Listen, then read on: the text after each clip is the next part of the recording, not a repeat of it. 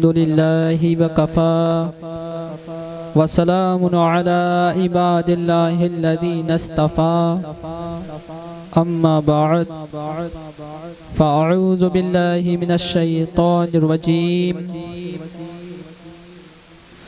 बिस्मिल्लाहिर रहमानिर रहीम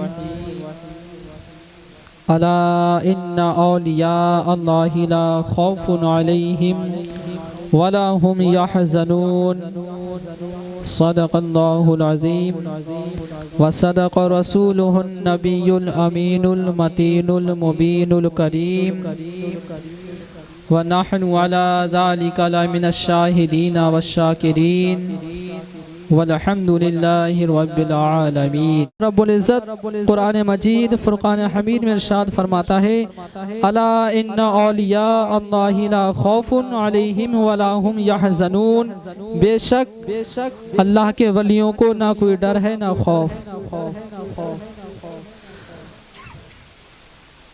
अल्लाह रब्बुल इज़्ज़त ने अपने वलियों को ऐसी शान और शौकत अता फरमाई, ऐसा मर्तबा दिया कि हम उनके मर्तबे का अंदाज़ा नहीं लगा सकते।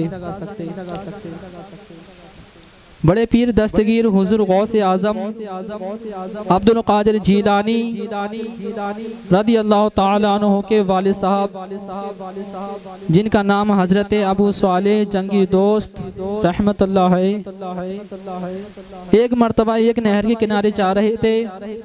उस वक्त आप पर शबाब का आलम था, उस वक्त आप पर जवानी का आलम था और आप कुंवारे भी थे। आपने नहर में एक खूबसूरत सेब को बहकर जाते हुए देखा। उस वक्त आपको बड़ी तेज भूख लगी थी। उस सेब को पानी से निकालकर आपने खा लिया। उस सेब को पानी से निकालकर आपने तनावुल फरमा लिया। खाने के बाद आपको बहुत शर्म महसूस हुई। खाने के बाद आपके दिल ने बहुत मलामत किया कि क्यों मैंने इस सेब को बगैर इजाजत खा लिया। अगर बरोज़े महशर खुदा ने मुझसे इस सेब के बारे में पूछ लिया तो मैं क्या जवाब दूंगा। चुनांचे आप खौफे खुदा से लरज़ गए और ये सोचकर ये सेब किसी बाग से पानी में गिरकर यहाँ तक पहुँचा है। आप उस सेब को, उस बाग को तलाश करते करते वहाँ तक पहुँच गए। बाग के मालिक के पास जाकर आपने माफ़ी की दरख्वास्त पेश की। बाग के मालिक अपने वक्त के वली कामिल थे। बाग के मालिक अपने वक्त के बहुत बड़े वली थे। इन्होंने हजरत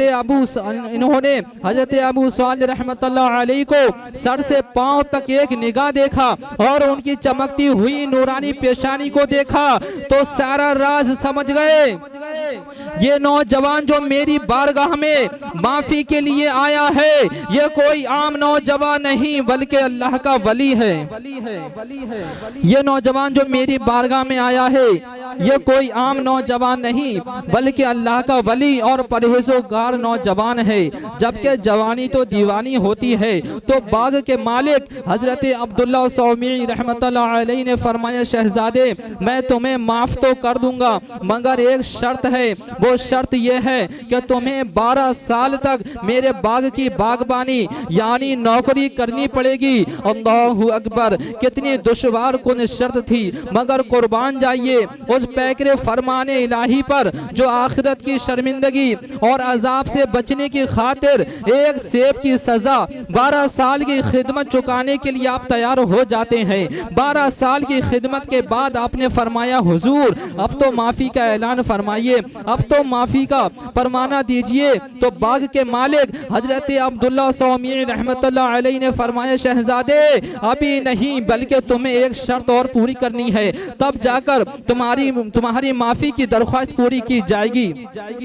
तो बाग के मालिक हजरत अब्दुल्ला सौमी ने फरमाया, शहजादे मेरे पास एक बेटी है जो आंख से अंधी है, जबान से गूंगी है, कान से बहरी है, हाथ से लूली है, पाँव से लंगड़ी है, तुम्हें उससे निकाह करना है। अल्लाहु अकबर, जिंदगी भरा सौदा है मगर कुर्बान जाइए उस पैकरे इश्क़ रिसालत पर। आप फरमाते हैं, हुजूर मुझे आखिरत की भलाई और अज़ाब इलाही से निजात की खातिर दुनिया की हर मुसीबत गवारा है, लिहाजा मैं ये शादी करने के लिए तैयार हूँ। चुनांचे निकाह हो जाता है।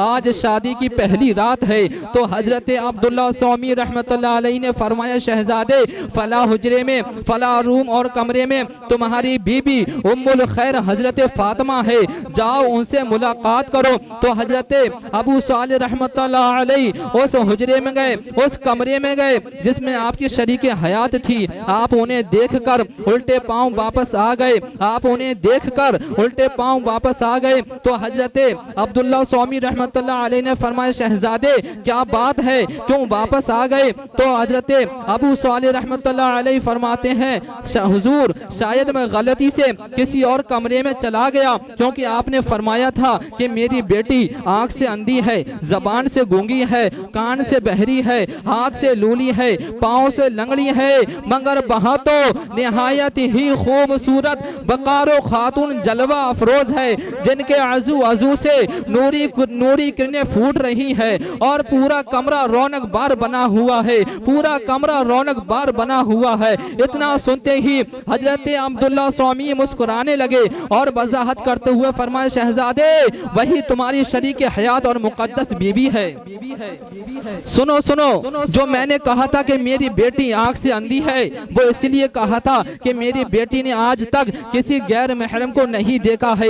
मैंने कहा था कि मेरी बेटी जबान से गूंगी है, वो इसलिए कहा था कि मेरी बेटी ने अपनी जबान से बेहुदा कलमात नहीं निकाले हैं। मैंने कहा था कि मेरी बेटी हाथ से लूली है, वो इसलिए कहा था कि मेरी बेटी ने खिलाफ शरा कोई काम नहीं किया है। मैंने कहा था कि मेरी बेटी पाँव से लंगड़ी है, वो इसलिए कहा था कि मेरी बेटी ने शरीयत के खिलाफ आज तक कोई कदम नहीं उठाया है।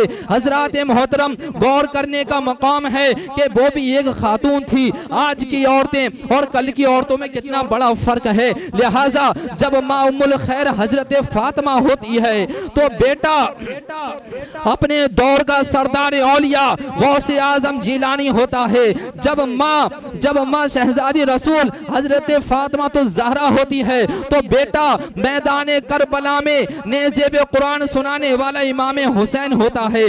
जब माँ सौम सलात की पाबंद और आबिदा होती है तो बेटा ख्वाजा अजमेरी गरीब नवाज कुतुबुद्दीन बख्तियार काकी होता है। जब माँ परहेजगार होती है तो बेटा फरीदुद्दीन गंज शकर और महबूब इलाही होता है।